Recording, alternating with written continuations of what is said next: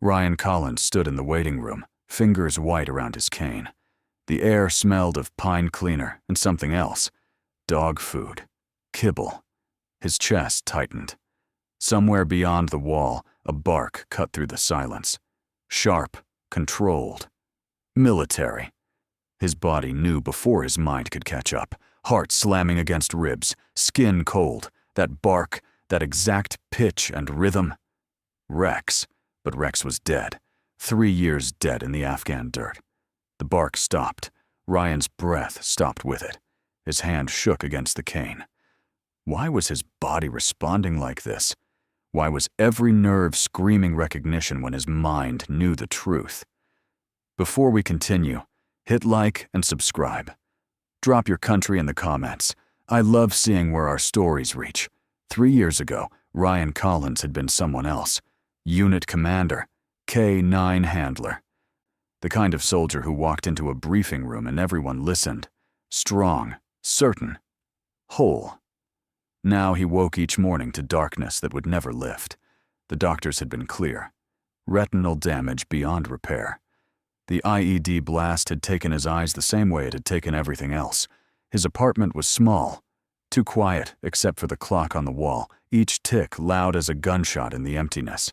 He knew every inch by touch now. The rough edge of the kitchen counter, the 3 steps to the bathroom, the cold metal of the doorknob that led nowhere because he never left. Not really. Not for 2 years. Laura called every Sunday. His sister. The only voice that still bothered trying. He never picked up. Until last week, when she said something he couldn't ignore. The mission came back every night.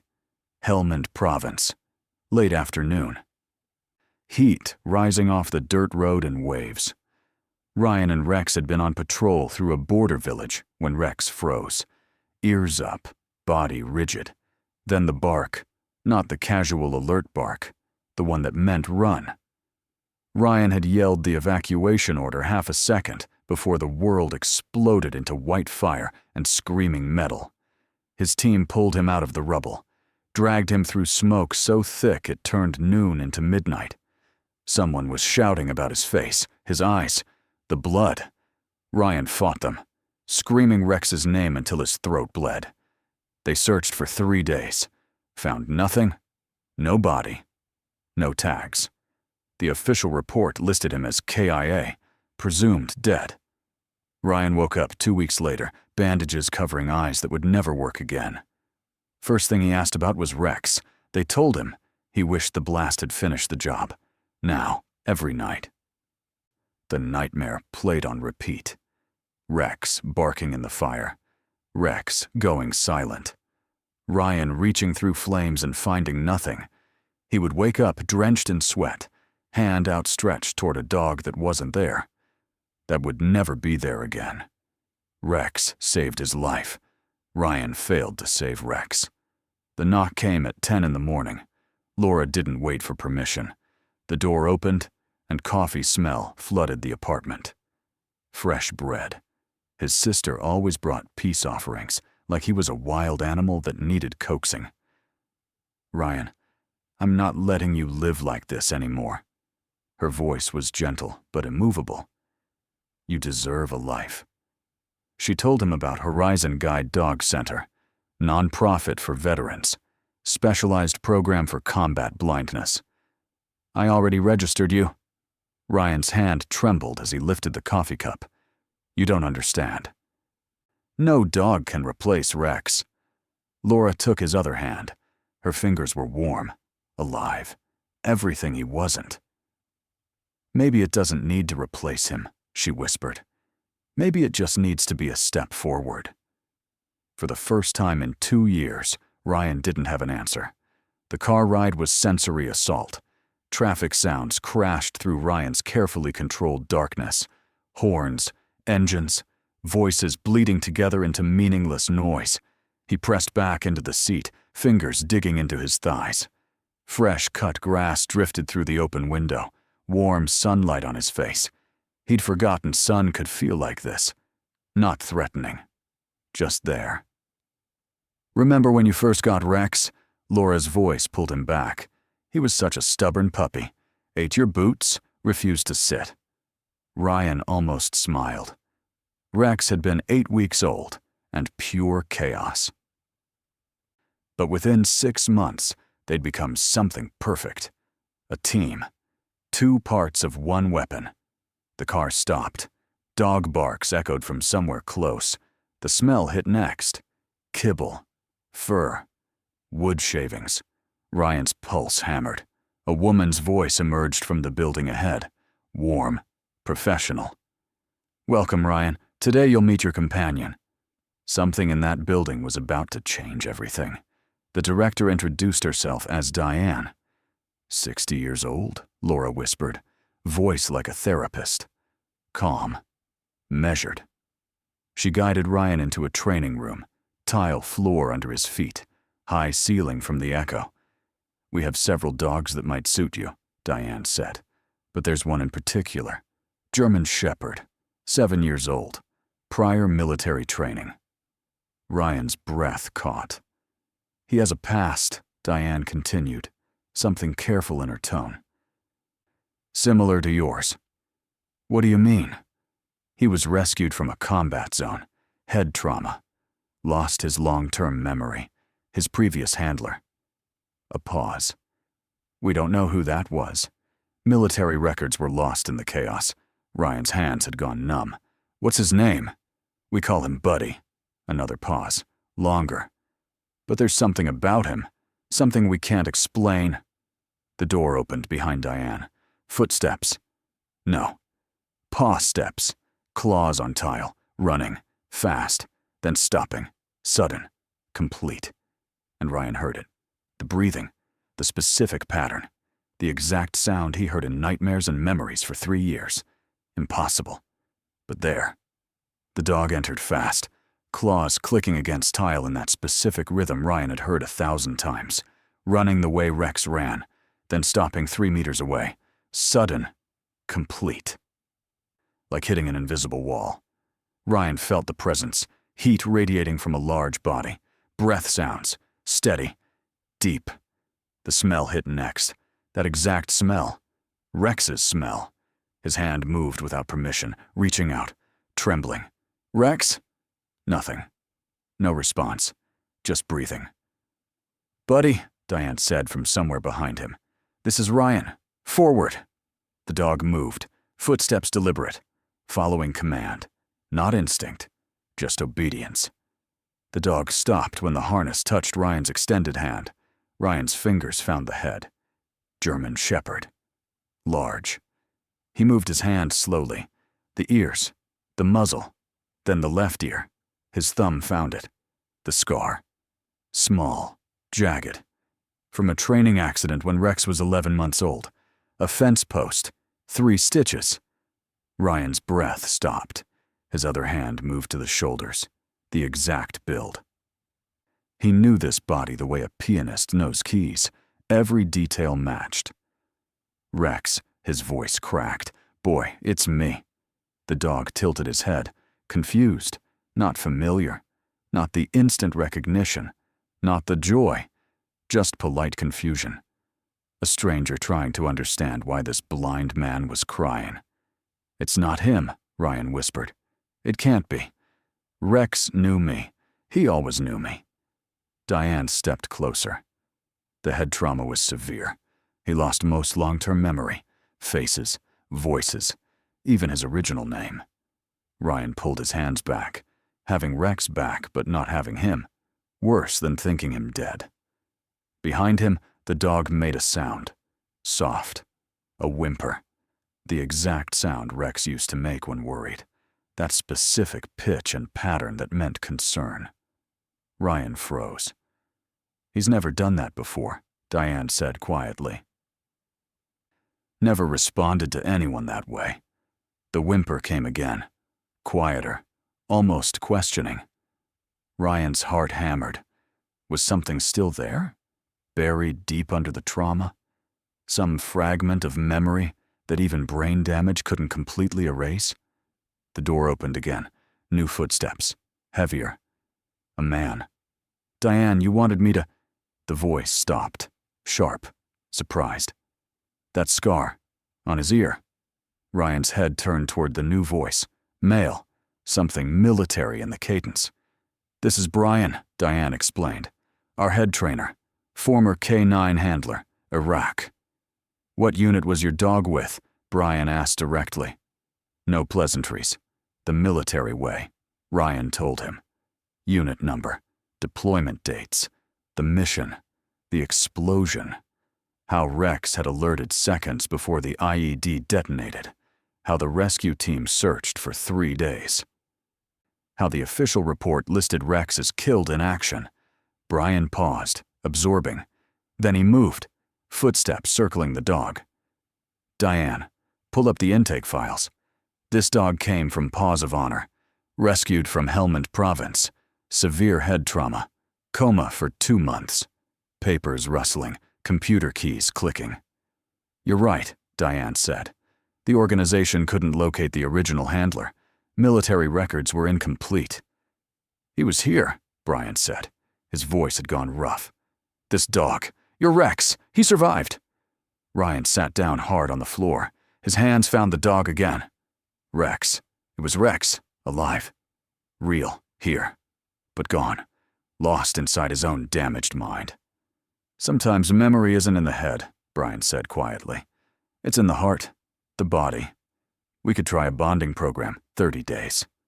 Ryan nodded. "I'll make him remember," he finally managed. "I owe him that much." The guest house was small. 1 room, Rex in the corner, maximum distance, like strangers forced to share space. Ryan lay on the bed, couldn't sleep. Just listened to Rex breathe. The same pattern he'd fallen asleep to for 3 years in barracks and tents across 2 continents. The same rhythm that used to mean safety. Home. At midnight, Ryan gave up, slid off the bed, crawled across the floor, not wanting to startle Rex, moving slow. When he was close enough to feel the warmth radiating from Rex's body, he stopped. Sat. Drew his knees up. "Rex," he whispered. "I'm sorry. I'm so sorry." The words came without planning, 3 years of guilt pouring out. "I thought I lost you. Thought you died because of me."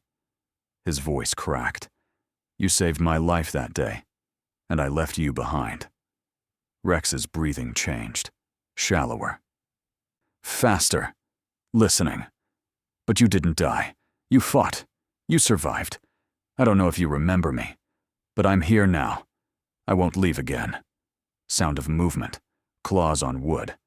Rex was standing. Then footsteps, coming closer, stopping 1 meter away. The sound of a large body lying down, facing toward Ryan, not touching, but closer than before. Ryan smiled in the darkness. Small progress. "We'll figure this out, boy, however long it takes." The first 2 weeks fell into rhythm. 6 in the morning, Ryan and Rex walked the training course. Obstacle navigation, street crossing simulation, stop and start commands. Rex performed perfectly. Every cue executed with precision. Professional, flawless, but empty. Like a machine following programming instead of a partner reading intention. Diane watched from the observation window, calling corrections and praise. Ryan learned the commands, the hand signals he couldn't see but could feel through the harness tension. All technically correct, all emotionally hollow. Afternoons, Ryan sat under the oak tree in the center courtyard. Rex lay 2 meters away. Always 2 meters. Professional distance. The gap felt wider than any battlefield Ryan had crossed. Day 10 arrived with morning sun warm on Ryan's face. They'd completed the route, stopped under the oak tree. Automatic. Ryan sat. Rex lay down. 2 meters. Always 2 meters. Ryan started humming without thinking. Then the words came. Quiet. "Rusty, you are my sunshine. My only sunshine." The song he used to sing when Rex was a puppy. In the barracks. During long transport rides. After tough training days. The lullaby that meant safety. Meant pack. Meant home. Rex's ears went up, sharp, sudden, not the polite attention of training. Something else, something deeper. Ryan kept singing, voice stronger now. You make me happy when skies are gray. Movement, paws on grass, coming closer. Ryan's breath caught, but he didn't stop, just sang. You'll never know, dear, how much I love you.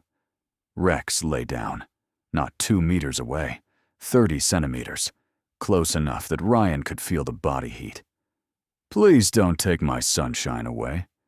Ryan's hand moved, slow, found Rex's back, the fur warm under his palm. Rex didn't pull away, just breathed, steady, deep, the way he used to breathe when everything was okay. Ryan's other hand joined the first, both resting on Rex's back. First touch that wasn't training, first contact that felt like choice. Words wouldn't come, couldn't finish the song. Just sat there with both hands on his dog, his Rex. Still lost, but maybe finding his way back. From the observation window, Brian turned to Diane. Muscle memory, he said quietly. Deeper than brain injury. Diane nodded. There's hope. That night, Rex moved his sleeping spot, 1 meter from the bed, close enough that Ryan could hear him breathe. The gap was closing. Centimeter by centimeter. Day 15 started normal. Training route, morning commands. Then the sound came. Helicopter, low, close. The rhythmic thump of rotors cutting air. Ryan froze, every muscle locking, heart slamming, breath gone. He was back. Afghanistan, dust and heat, and that sound right before the world exploded. His knees hit the ground. Air gone. Mind blank. Hands pressed to his face. The bandages were gone, but he could still feel them. Could still smell the medical tent. Could still hear them telling him Rex was dead. Warm weight crashed into him. Rex. Body pressed full against Ryan's chest. Solid, heavy, deliberate, deep pressure. The exact technique Rex used to ground him during PTSD episodes in the field. Not guide dog training, combat dog instinct. Ryan wrapped his arms around Rex, held on like drowning. Rex didn't move, just pressed harder, warm, alive, present. The panic started to recede, breath coming back, real, not Afghanistan, not the explosion, just a helicopter passing over Virginia. When Ryan could speak again, his voice came out broken. You remember, don't you, boy? But then the fear hit. Was he dragging Rex back into trauma? Rex had survived, built a new life without the nightmares. That evening, Ryan found Brian. What if I'm trapping him in something he escaped? Brian didn't respond immediately. When he spoke, his voice was thoughtful. Rex chose to help you. That instinct, that's not suffering. That's purpose. He's living what he was born to do. But Ryan still wasn't sure. If Rex wasn't truly happy, he'd let him go, even if it destroyed him. Over the next 3 days, Rex changed. Subtle shifts that built into something undeniable. He stayed closer to Ryan during training, stopped accepting food from anyone else, would growl soft and low when strangers approached too quickly. Nothing aggressive, just territorial, protective, more K9 than guide dog. Diane noticed. Brian noticed. The board noticed. Ryan sat in the guest house on day 18, listening to voices drift through the thin walls. Meeting room next door. Board of directors. Monthly review. Blindness had sharpened everything else. Every word came through crystal clear. The dog is becoming territorial, a woman's voice said. Sharp, clinical. That's dangerous in a civilian setting. Guide dogs need to be neutral. Passive. He's bonding, Brian countered. That's what we wanted. He's reverting to military programming, another voice. Male, authoritative. K9 protection mode. What happens when someone bumps into Collins at a grocery store? Silence. Then Diane's voice. Careful. We could extend the trial 2 more weeks. Strict behavioral assessment. If Rex can't adapt to civilian protocols, we'll match Ryan with another dog. Ryan's hands clenched. Another dog. As if Rex was interchangeable. As if 3 years of grief and this impossible reunion could be erased with a replacement. That night, storm clouds gathered on the horizon, wind picking up, temperature dropping. Rex pressed against Ryan's leg, tense, alert, ears up, scanning for threats Ryan couldn't see. "Something's coming," Ryan said quietly. "I can feel it too, boy." But not a storm from the sky. Something else. A test. A breaking point. A decision that would define everything.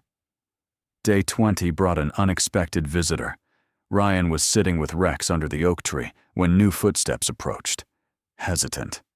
Heavy. "Excuse me." Male voice, rough around the edges.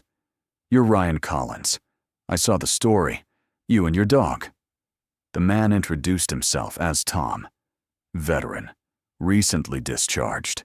He'd driven 3 hours because he'd lost his canine partner 6 months ago. Duke.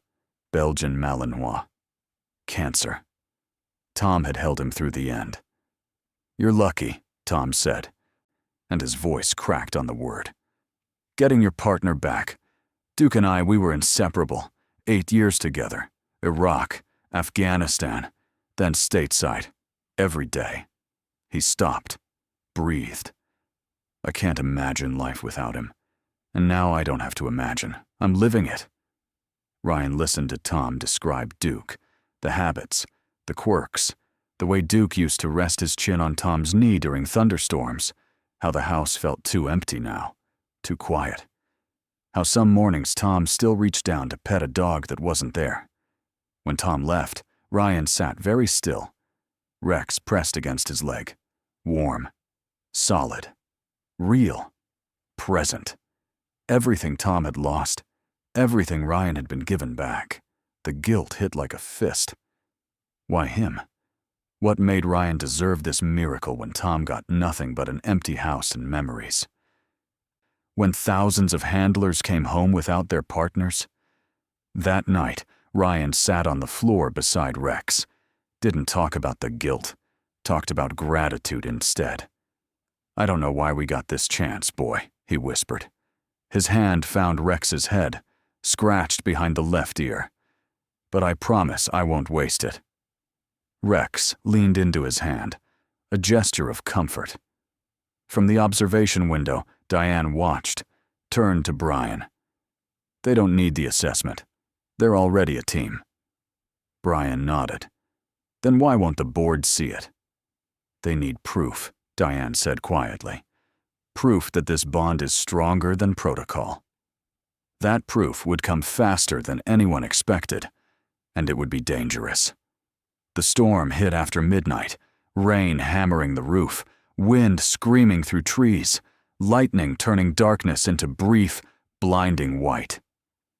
Ryan jerked awake to pounding on the door. Diane's voice. Panicked. "Ryan, emergency! Katie's having an allergic reaction.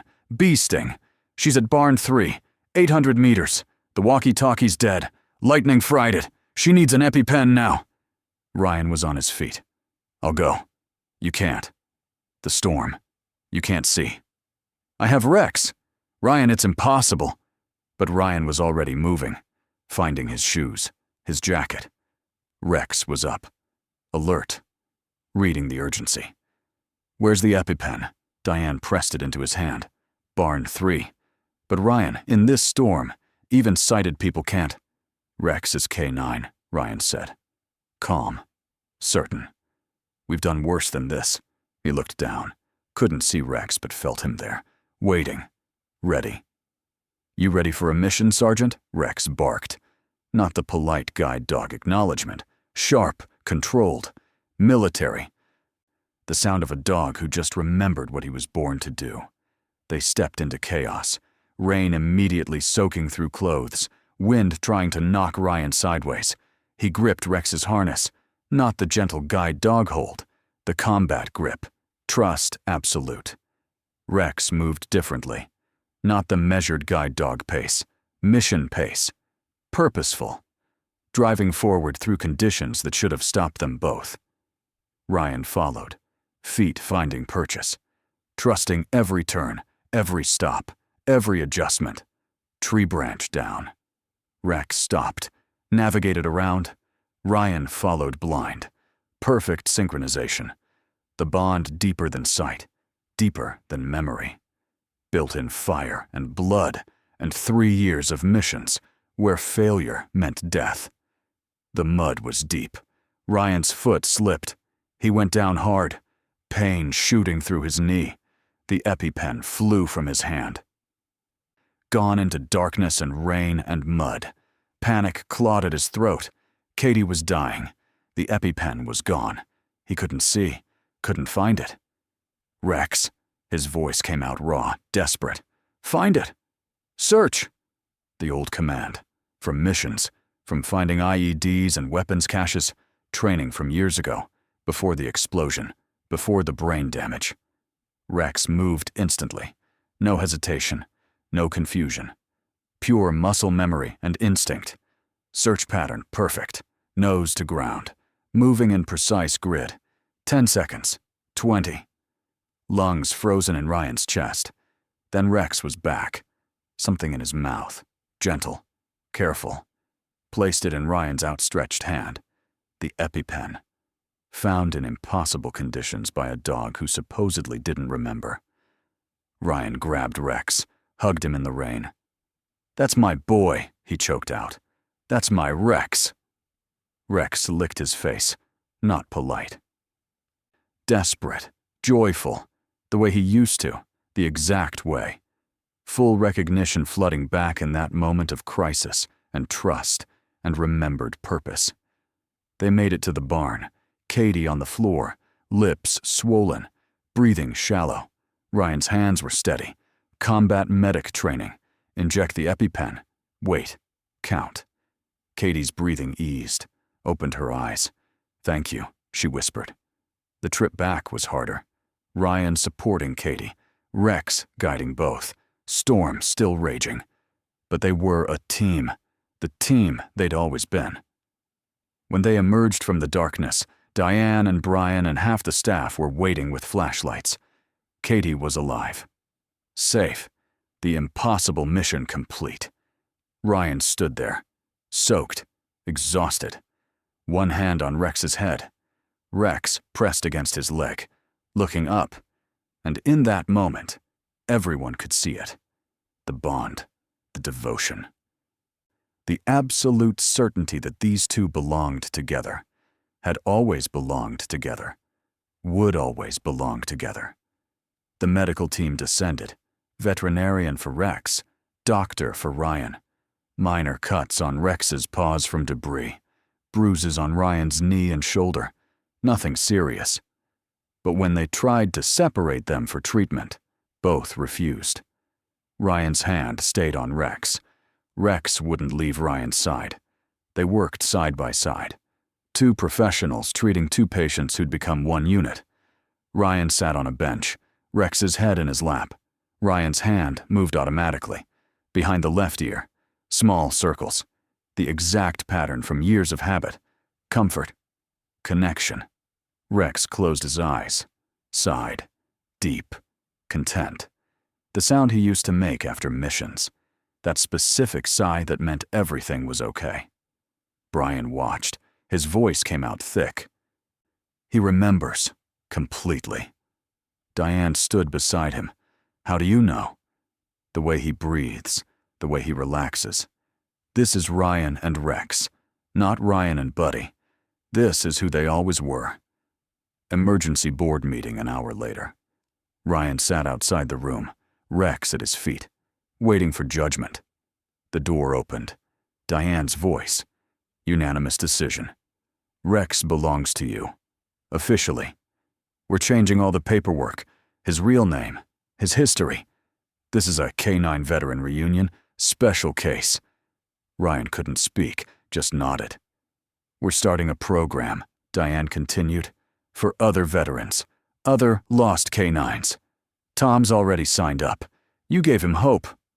That night, Ryan sat on the floor of the guest house, Rex in his arms, both still damp from the storm, both exhausted, both home. "I thought I lost you forever," Ryan whispered. "But you never left. Did you? You were fighting your way back to me the whole time." Rex licked his face. Ryan laughed, then cried, then laughed again. The first real laugh in 3 years. The sound of a man who'd found his way out of darkness, not because he could see, but because he didn't need to anymore. 1 week after the storm, a reporter showed up. Local news had heard the story. Blind veteran, lost K-9 partner, impossible reunion, miracle rescue, the kind of story people needed. Ryan said no. Diane asked him to reconsider. "This isn't about you," she said gently. "It's about Tom, about every veteran who thinks hope is dead." So Ryan sat for the interview, Rex at his feet, calm, present, the way he used to be during mission briefings. Ryan told the story, the explosion, the 3 years of darkness. Walking into Horizon Center and hearing that impossible bark, the long process of Rex remembering, the storm, the moment everything came back. His voice shook when he talked about the night of the blast. Rex whimpered, soft, concerned. Ryan's hand dropped automatically, found Rex's head. Rex pressed his nose into Ryan's palm. The reporter's camera caught it. That moment, the bond undeniable. "We both survived," Ryan said. "And we found our way back to each other. That's what matters." The story went viral within hours.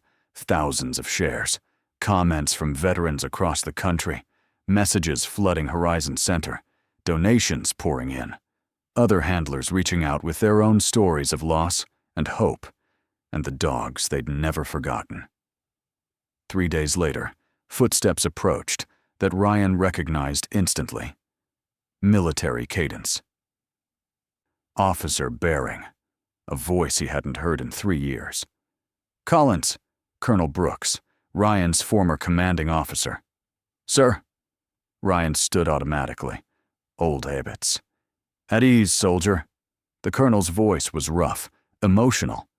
"I thought I'd never see you again. Or Rex. I'm sorry we didn't search harder. The chaos after the blast. We listed him KIA. That was my failure." "You didn't fail, sir. He survived. That's what matters." The colonel set something on the table, papers rustling. Rex's service record. 15 successful missions. 3 lives saved directly. He was supposed to receive a commendation medal before that last mission. Voice failed Ryan completely. "He deserves his recognition," Colonel Brooks continued. "So do you. Proper ceremony. At the VA Center. Let people see what real service looks like." Ryan's hand found Rex. Rex never cared about medals. He just cared about the mission. "That's exactly why he deserves it." The colonel paused. "This isn't just your story anymore, Collins. You and Rex are proof that some bonds can't be broken." 2 weeks to prepare. The thought terrified him, but Rex would be beside him, and with Rex, he could face anything. The dress uniform felt foreign. Ryan hadn't worn it since before the explosion. Laura helped him with the buttons, her fingers trembling slightly. "You look like yourself again," she whispered. "The way you used to look." Ryan's hand found Rex, sitting perfectly still beside him, freshly bathed, coat gleaming. The picture of military discipline. The VA Center auditorium held 300 people. Ryan heard them as he and Rex entered. The rustle of programs, whispered conversations, the scrape of chairs. Then silence. Complete. The kind of silence that meant everyone was watching. Laura's hand on his elbow, guiding him toward the stage. Rex's harness steady in his other hand. Each step measured. Professional. They'd practiced this for 2 weeks. Colonel Brooks's voice echoed through the space. "Today we honor a bond that defied the odds. A partnership forged in combat, broken by tragedy, and restored by something we can only call a miracle. Ryan's throat tightened. He felt Rex shift beside him, solid, present, always present. The ceremony moved through speeches. Other veterans shared stories, handlers who'd lost their K-9 partners, families who never got closure.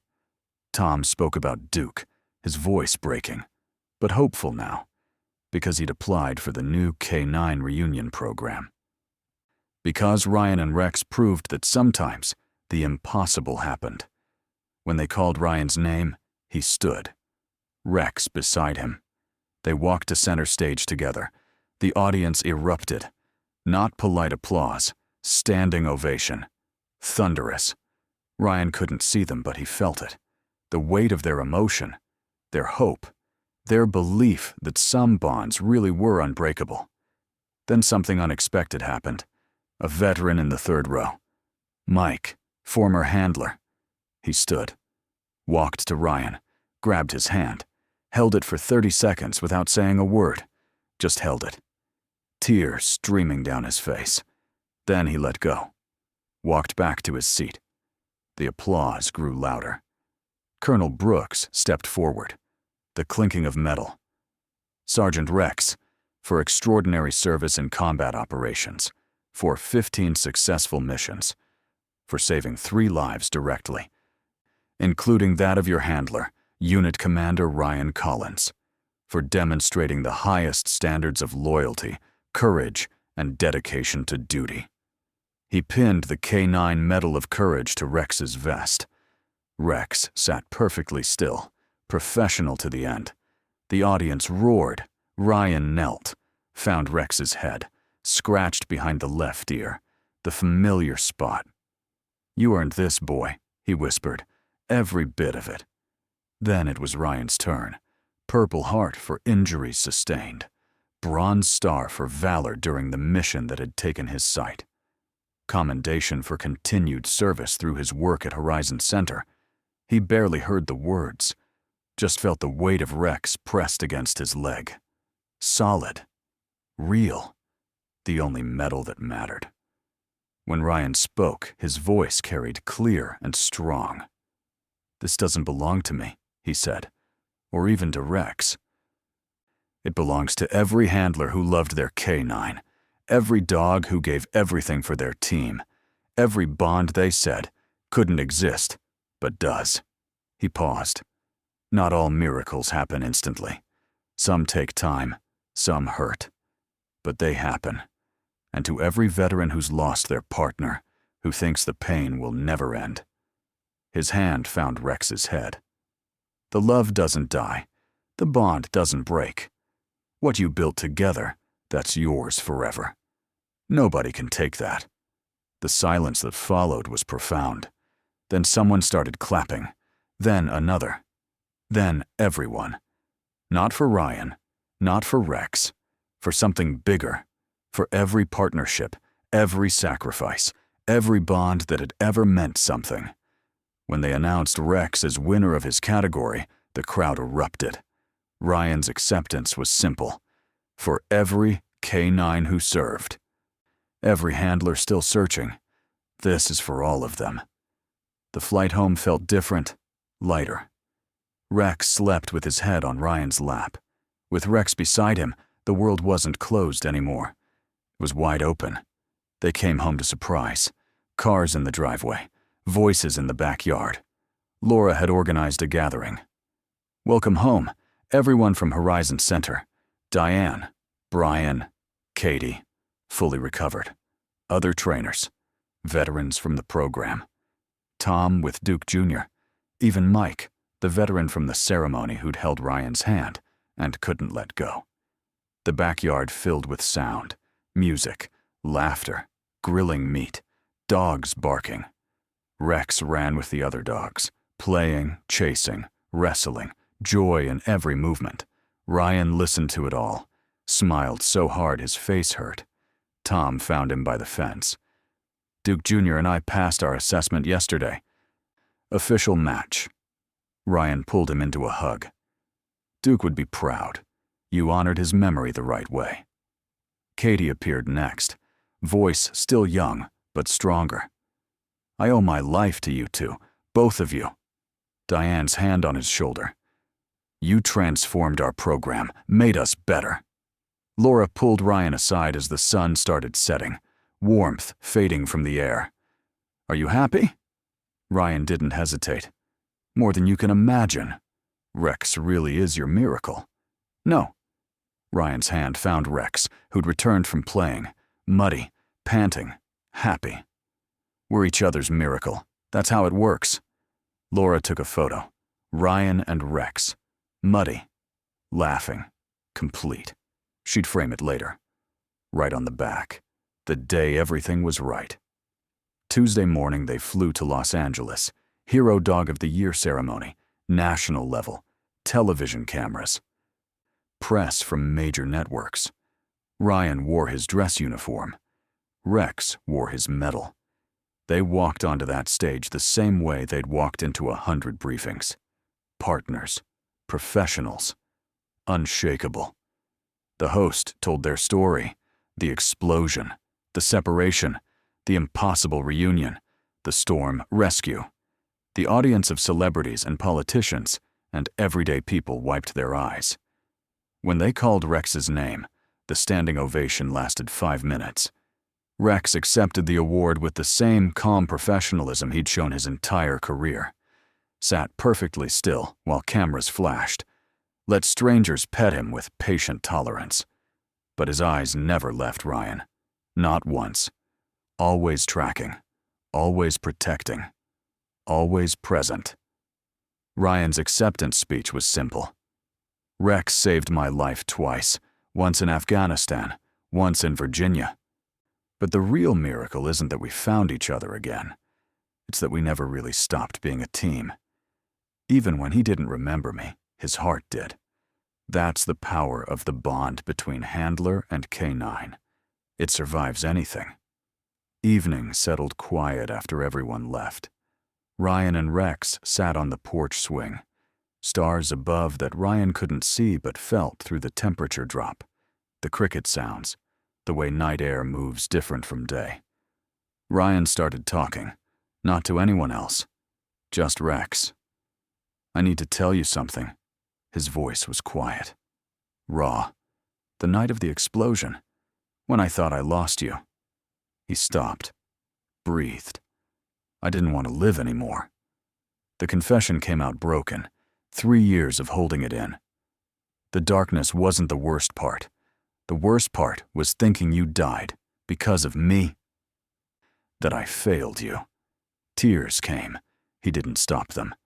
I carried that guilt every single day. Rex moved. Large body climbing into Ryan's lap. Impossible position for a dog that size. But Rex didn't care. Licked the tears away. Pressed his head against Ryan's chest. Heartbeat to heartbeat. But then I found you, and you forgave me. By loving me, unconditionally, completely, the way you always did. Ryan held Rex tight, cried, full, healing, releasing years of pain and guilt and grief into the darkness. Rex stayed perfectly still, patient, loving, until Ryan's breathing steadied, until the tears stopped, until peace settled where pain had lived. In the silence after, Ryan felt it, not because the pain was gone, but because he wasn't alone with it anymore. Morning light filtered through the guest house window. Ryan woke to weight pressed against his side. Rex, not in the corner, not 1 meter away, right there. Warm, solid, present. The confession from last night still hung in the air, but lighter now. Shared. Ryan's hand found Rex's head, scratched behind the left ear, the familiar spot. Rex's tail thumped against the floor. Slow. Content. The sound of a dog who'd found his way home. Diane knocked. Board approved everything. You two are official. There's a cottage available. 1/2 mile from the center. Small. Private. Perfect for a K9 team. She paused. And Ryan? We'd like to offer you a position. Peer counselor. Help other veterans like Tom. Like you. Ryan's throat tightened. Not from pain, from possibility. For 2 years he'd been lost. Now he had purpose.